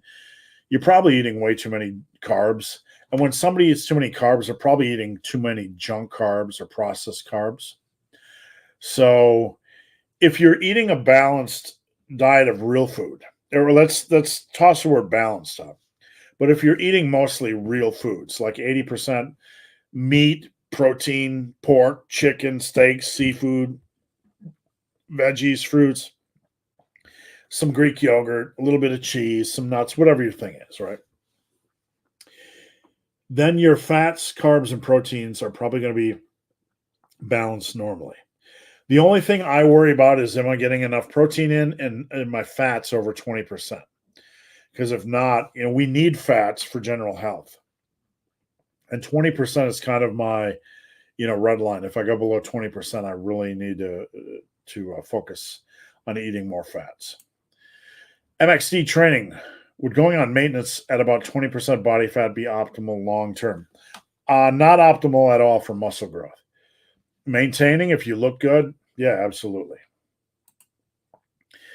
Can your 2 days a week bench program be applied to improve squats as well? You can apply the same principles, but there are probably different ways I would do the high rep stuff. Like I would probably do maybe 5, 10, 15, or you could drive 5, 10, 10, 15. I would probably do 15. 20 is a killer. I would maybe even dial it down to 4, 8, 8, 12, to be honest with you. And let's see, Brips. Whoops, took a while. Anything wrong with doing some arm work on leg day? No, not at all. The only thing you want to worry about, you got to do your arm work somewhere, during the week, right? And someone would be like knee jerk, like arm work and leg day, like just silliness. You have to do it sometime during the week, as long as you're not doing arm work. Let's backtrack. As long as you're not doing bicep work the day before deadlifts and back work, you're okay. As long as you're not doing tricep work the day before pressing, then you're okay. What I do with my upper lower, because most people don't like to do lowers twice a week. I don't like to train the legs exclusively twice a week. What I do on my upper lower splits for clients is we do chest, shoulders, and arms. And then we have upper posterior, and on posterior we do legs and back. And the only caveat is that you can't do arms before deadlift day. So ultimately, the best way to do that would be upper day, posterior day, rest, upper day, posterior day, rest. Posterior day, upper day, rest, posterior day, upper day, rest. Because if you use that cycle, you are resting after your upper day, you're resting your arms before posterior day, or you're resting your arms before you do your deadlifts and back. I have grown more on high volume splits, even after being fried. I don't give up. Naturals now are using so minimal programs. That's very bad. You want to just make sure you're adjusting your volume based on needs. As long as you have a progression approach in the mix and you're progressing and you're adjusting volume based on how things are going in the gym, you're absolutely fine. All right, let's see what we got next. Invisible. If I miss a workout, as long as I do it the next day and keep the order of the workouts, doing just fine. Adding an extra rest day here or there is not going to be anything that's game changing. It's not going to damage anything at all. If anything, people tend to work out too much, so it might actually be a good thing. Good question from Christos. What's the muscle that most people notoriously undertrain? If you look at the gym bro, it's going to be, I would say, back or shoulders. I don't see a lot of people. A lot of people that come to me don't really. They might have a decent bench, but they're not really strong on the overhead presses. We are in an era where more and more people are doing military presses, which is good. But on back, your back has a much stronger potential for progress than most people attack it with. Like, you can get your back a lot stronger than it is now. Most people are very, very weak on their back. They underestimate where they can go.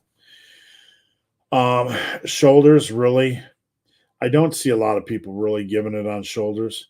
The true litmus test is, what's the muscle group you love to train? Are you training the other muscle groups with that same intensity? So with back and shoulders, usually no. I would say shoulders. Olympic grade lurker. For pendley rows, is it okay if your upper body rises up a little? Yeah, you can have a little torso sway. You just want to be tight, but you really want to be driving those elbows back. A little torso sway is fine. If you're going from pendley like here to here, then you have an issue. Bill, a client of mine. Bill, you being direct is why I'm a client. Thank you, Bill. And I got to tell you guys, like, I'm never angry at people. Occasionally, I won't lie, I get a little bit fired up, but I get fired up because I want to see people get results, and I want to see them move past these common themes like, how do I stay at maintenance level and build 30 pounds of muscle? You don't. Well, I had a friend who did a friend thing, and they did a 2-pound recomp, and you can't do that over 30 years or over 30 pounds. You can't. You cannot go from, let's say you're 200 pounds and your body fat percentage is 30%, right? You're a chunk monkey, right? Or 25%. You got 150 pounds of LBM, your lean body mass, and 50 pounds of fat. So you're 150 and 50. And you're at 25% body fat, you're 5'10". You want to get to your natural potential, which would be around 180, which would be the natural potential for somebody roughly around 5'10". So you think that you're going to go from 200 pounds in 5 years to 200 pounds and gain 30 pounds of muscle and magically just lose 30 pounds of fat. Why would your body lose 30 pounds of fat at maintenance level over 5 years if you're at maintenance level? Do you understand what I'm talking about?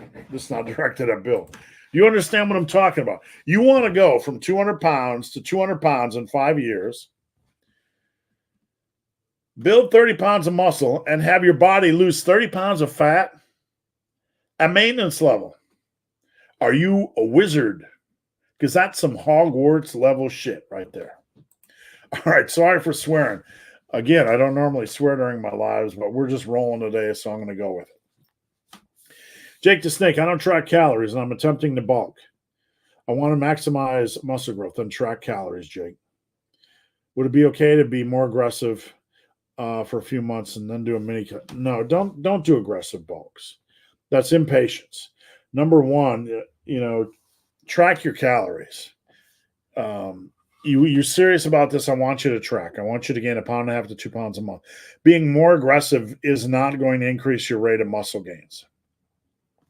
It's just not. This is a long game. You have to play the long game. If you do 3 or 4 pounds or even 5 pounds or 6 pounds a month, all you're doing is an aggressive fat gain program, because you'll be lucky to gain a half pound to 3/4 pound of muscle a month.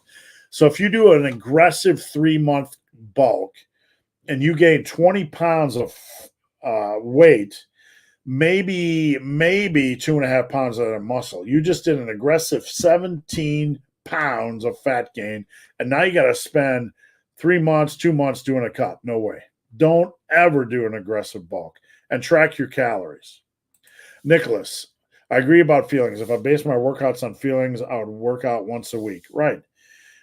Honestly, when I get done with my workday, I feel like I want to have beer and pizza every day. Like, I have to push myself to go do it, even after 37 years. Fuck your feelings.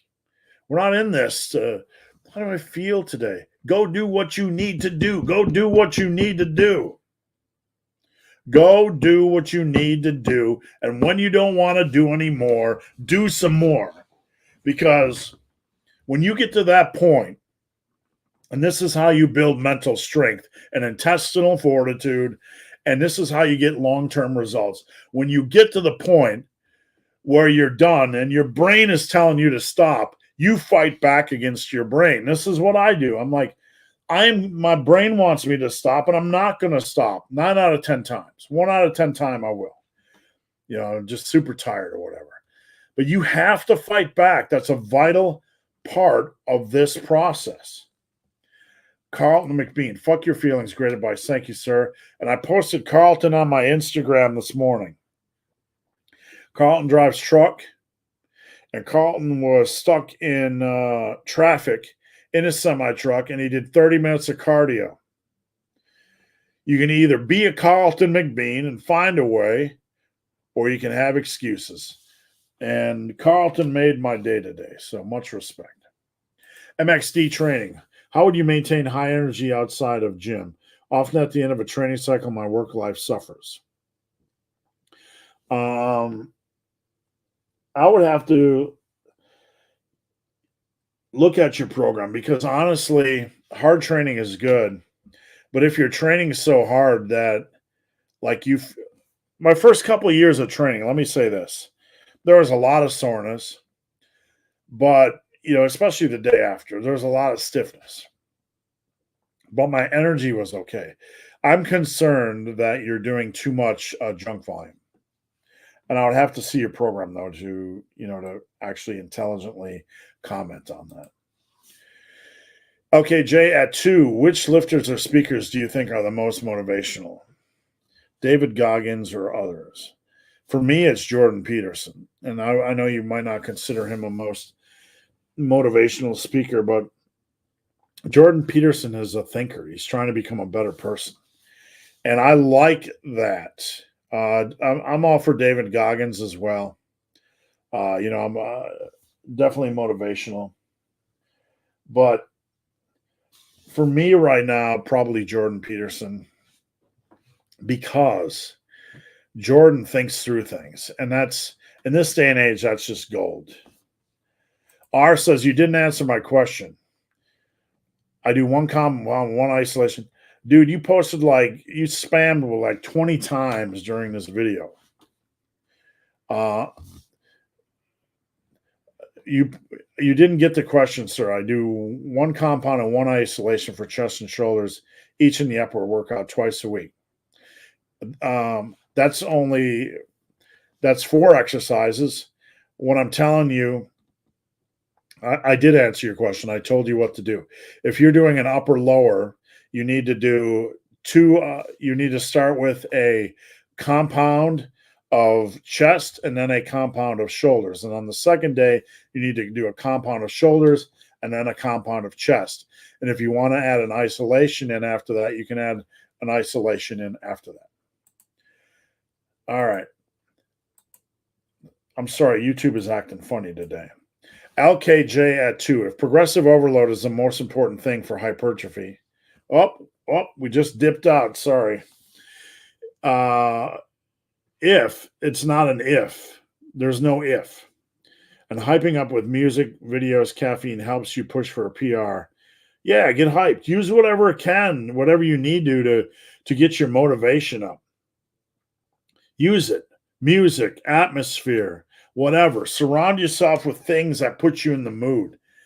It's not, we don't want to do reckless training, but we want to be in the mood. We want the the groove to be greased. We want the road to be smooth. We want to fill in the potholes. You want to do whatever you can to get you in that right spirit to attack.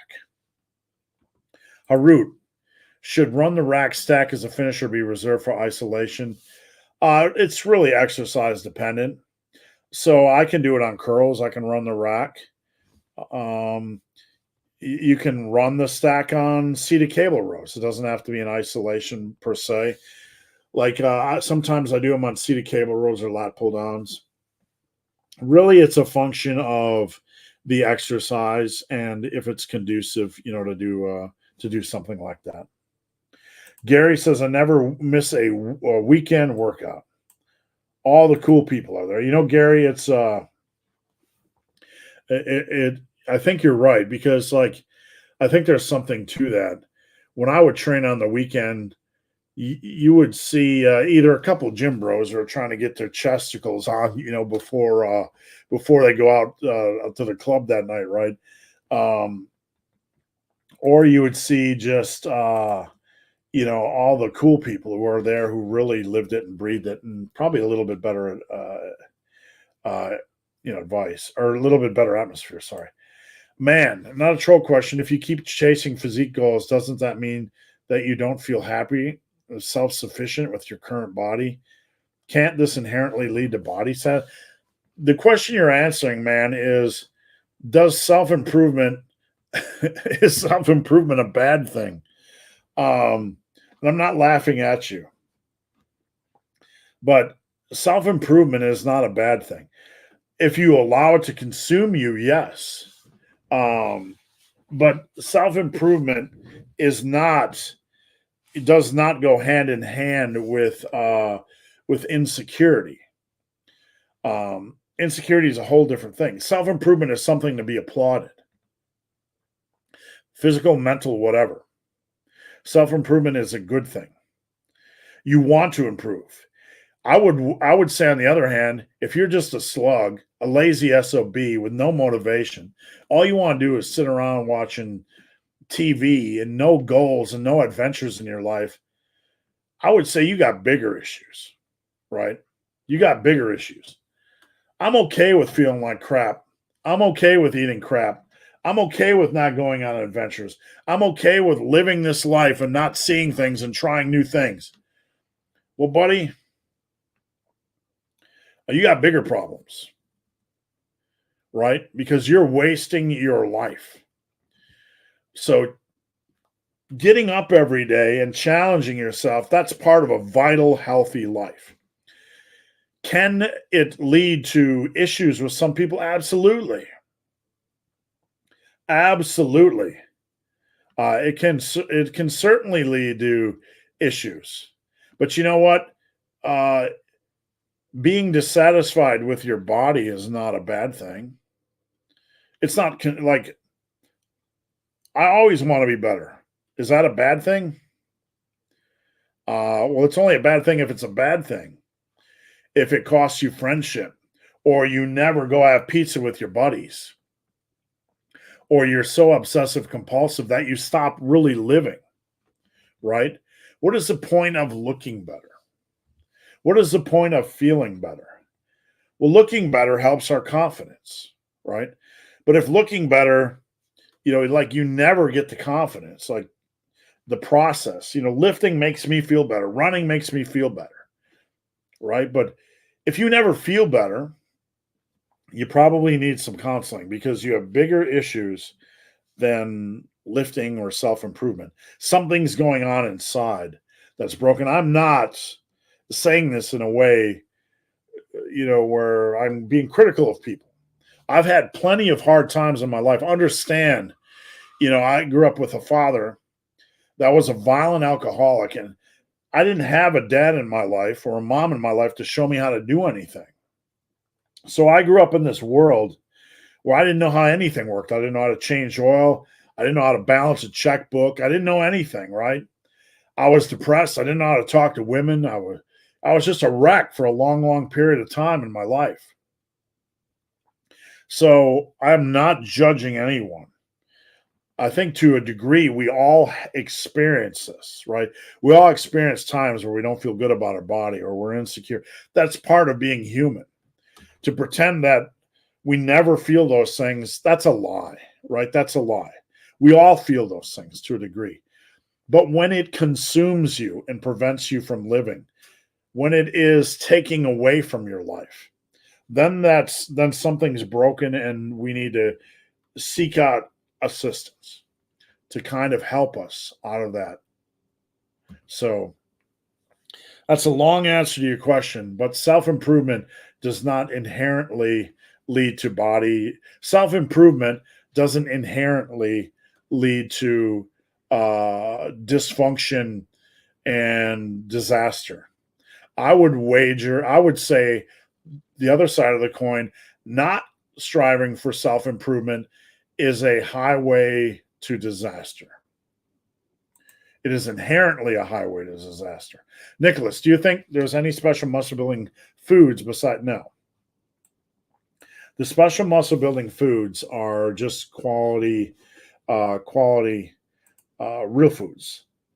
Meat, seafood, fruit, veggies, real food.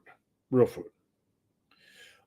There's nothing that's going to amplify your muscle building gains. On the other hand, if you just eat like Doritos and ding dongs and ho hos and hee hees and ha ha's and drive through Slurpees and shakes and stuff like that, ice cream shakes, then you're not getting in your nutrients, and that's not a good thing. Legs, the most ignored body part. You are correct. And guys, we got 2 questions left in the queue. We're in an hour and 47 minutes in. I will stay on as long as you have questions. I appreciate everybody watching. I'm not diving off. Post up your questions now. This is last call. If you have a question, post it up. And I'll try not to swear as much ending out this video. So I apologize those who are listening. Occasionally I get somebody's listening with their children, and I apologize for that. Sometimes, you do this long enough, you get a little bit fired up. Legs and the most ignored body part. Look, I will tell you that for me, it's not about training legs. For me, it is about being strong. Being strong is a mindset. Do you want weak legs as you progress through life? I hike, I run, I lift, I do things. I like to be physical. Strength provides physical freedom. Strength provides physical freedom, right?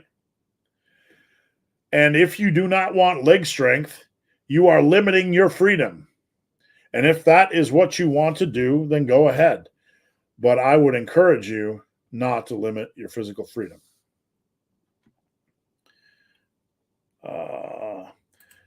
In response to my aesthetics question, I have decent leg development. Then you can just go at maintenance level. That's fine.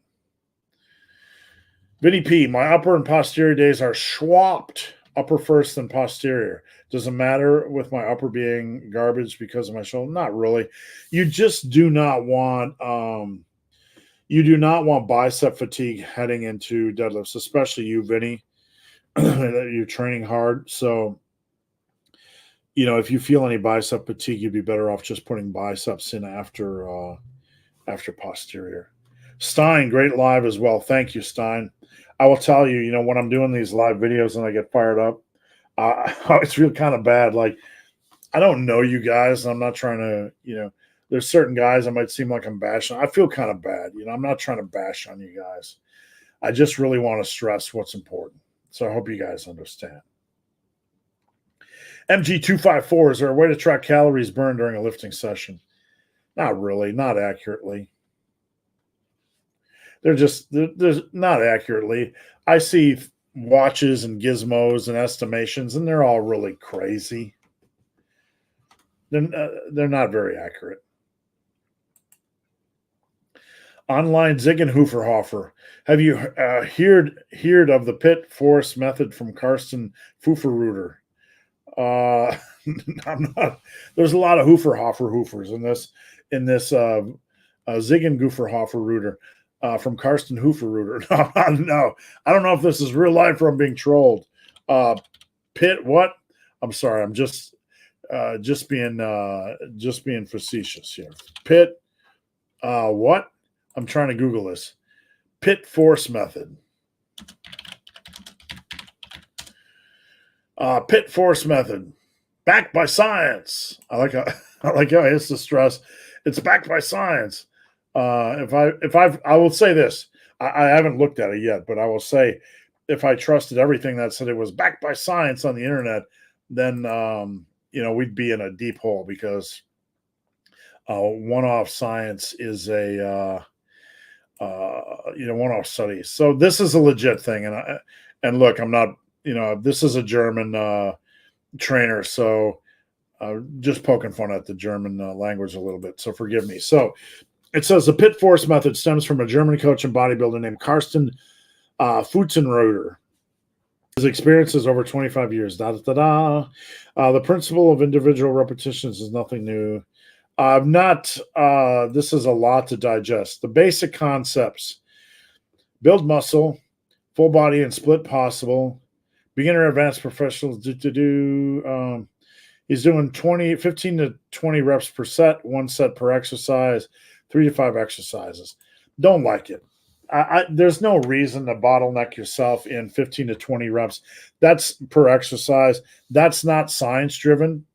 Science tells us that for hypertrophy, you're better off using a wide variety of exercises and rep ranges. So his science is not science-driven. He's cherry-picking his science. 1 set per exercise is also not science-driven. He's cherry-picking his science. Looking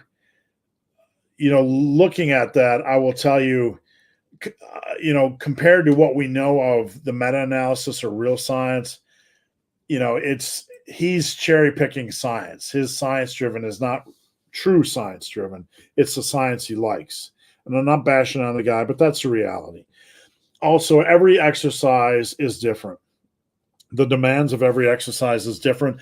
So any coach that tells you to do a specific the same number of reps per exercise really, really is off center when it comes to coaching. That's not the way it works. The demands of every exercise is different.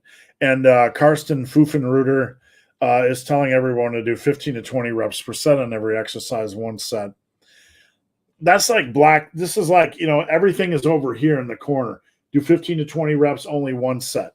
That's a huge red flag. Jake the Snake, I started rotating swing shift 12 hours. Never really get quality sleep, and some days or nights I only get 1 to 2 hours. Would you recommend working out on those days or resting? Jake, I would recommend working out when you have the best energy, when it makes the most sense, probably rested. But there have been times once a week working out on unlimited sleep would be okay. Beyond that, I would try to schedule things when you are more rested.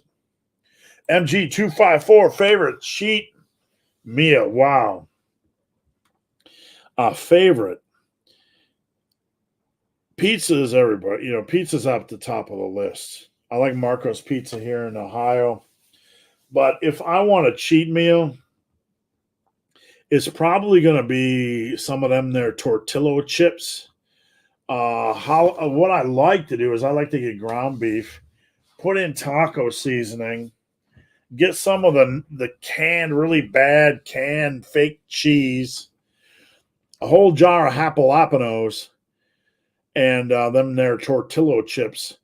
I like to put the jalapenos and the taco meat and the nacho cheese in a bowl and just dip the chips in it. We'll just watch a good movie like Batman for 3 hours and we'll go at it. MXD, my plan is full body 3 times a week, 1 to 3 sets per exercise. Sounds like maybe you're just working on bringing up your conditioning, MXD, but if you want to send your workout to me on Instagram, Eben the Barman, I'd be happy to take a look. It sounds like you may have a conditioning issue, meaning you're still working on bringing up your conditioning so you feel a little bit of fatigue. That's okay. Just hang tough. MG254, is there any difference besides soreness to training legs three times a week. Generally, it really depends. Like if you're new to squats and if you're new to training, you're probably going to be sore to a minor degree 3 times. It's going to be there. It's just going to be more spread out, less intense, I would say. But no difference at all. I will say doing a body part split when you're new to training and doing that kind of work all in one day can be pretty darn intense from a soreness standpoint. But then again, if you're new and you squat on Monday, you're probably going to need to do something light on Wednesday because you're probably going to feel a degree of soreness. Anyway, squats are the main driver of that when you're new in general. So it's a case-by-case basis, but it's really going to depend on the individual. Mario KL117. I have access to a machine pullover. Should I take advantage of it? I like machine pullovers. The Power Station gym where I'm used to train at in Ohio had a really nice old school pullover. I like to feel my lats when I'm working them. You're going to get a little bit of a tricep. You're probably going to get some tricep soreness as well because one of the functions of the triceps is rotation. So if you do that, you're probably going to get a little bit of long head soreness. But I would give it a try. I like that exercise. Zed, dang, I missed it. A favorite high-calorie breakfast. I'm going to be honest, Zed, if I do a high-calorie breakfast, I'm usually going to sleep. But if I'm going to do one, it's going to be Scottish style, where it's meat, eggs, and sausage, and a little bit of fruit. That's for me.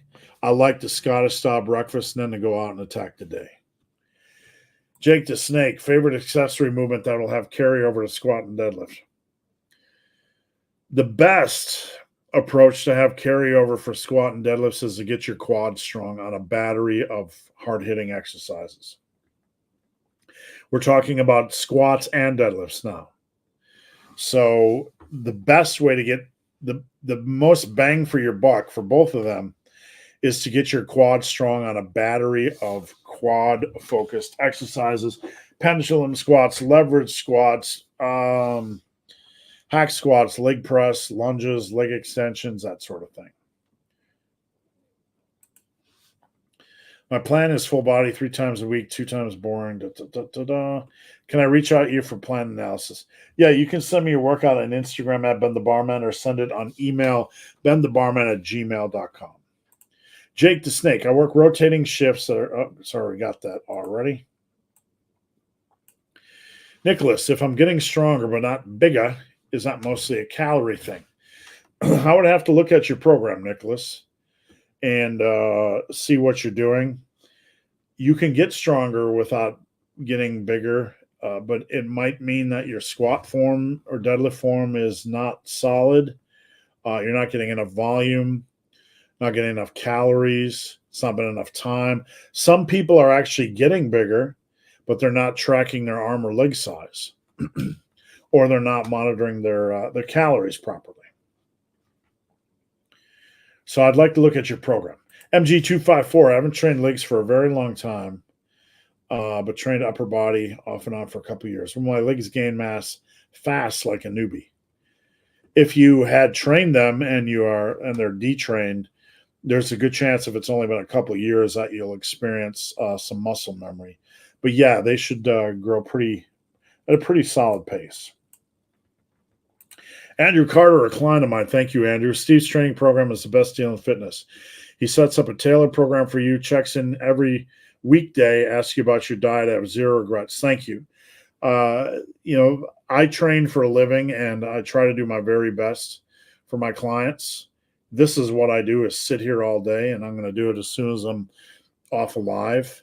I'll say hi to my wife and then I'll get back to this, but that's what I love to do. And, for anybody interested, you get out of it what you put into it. And I just appreciate the opportunity. I really do. Man said, don't roast me. Sorry, not roasting you. I'll buy you a beer. If we're just maintaining legs and back for now, can you make arm gains at maintenance? The best way to make arm gains for back is to really get your chest. 80% of that's getting your pressing movements and your back movements strong. So there's no way I'd be for maintaining back strength at all. You got to get your row strong. Jake the Snake. Last question. You got any more? Get them in now. I have elbow pain and have been using VersaGrips on most pulling exercises. I know this will limit that. It will not limit your grip strength, and I'll explain why. Any suggestions to build grip strength? First off, it's a belief that using VersaGrips will limit back strength. But Faz and I have talked about this, and there was a study way back, and there's not enough research on this, but it is something that I want you guys to think about. If your back is weak, it's your central nervous system is probably going to send signals, hey, release the weight, because it's going to hurt your lower back, if you're holding that weight. There is some science, minimal, but we need more, that a strong back encourages stronger grip. Some central nervous system tie-in, okay? So people assume that using VersaGrips will weaken their grip. I found it to be the opposite. I'm using more weight and actually using my grip properly. I never train without VersaGrips, and when I do heavy deadlifts over under on the platform, I never have any grip issues. You can certainly train grip, and I would do something like an ab wheel roller, crush, get your forearm strong, and then captains of crush grippers. You can do pinch grip. Pinch grip you can do with plates. You can do pinch as thumb and a finger, thumb and 2 fingers, thumb and 3 fingers. So you can do pinch. Okay, you can do pinch training. You can do crush, like captains of crush grippers, or you can do static holds. All right, guys, that's it. 2 hours. No more questions. We're done. I appreciate you guys following. Appreciate you guys tuning in. I'm here every Friday at 11 Eastern. Thank you, guys. I sincerely appreciate it. Sorry for all the swearing today. We'll try to clean that up next time. Head over to superlivingtoday.com. Sign up for coaching. Sign up for Team Massive right now. It's only $25 down. Get you a T-shirt for $13. Get you a workout. Get you a custom workout. I'll build you a custom workout. And a phone consultation. I have a phone consultation tomorrow. Those are available as well. Thank you, guys. Thank you, guys. Thank you, guys, for watching. And we'll see you guys next time.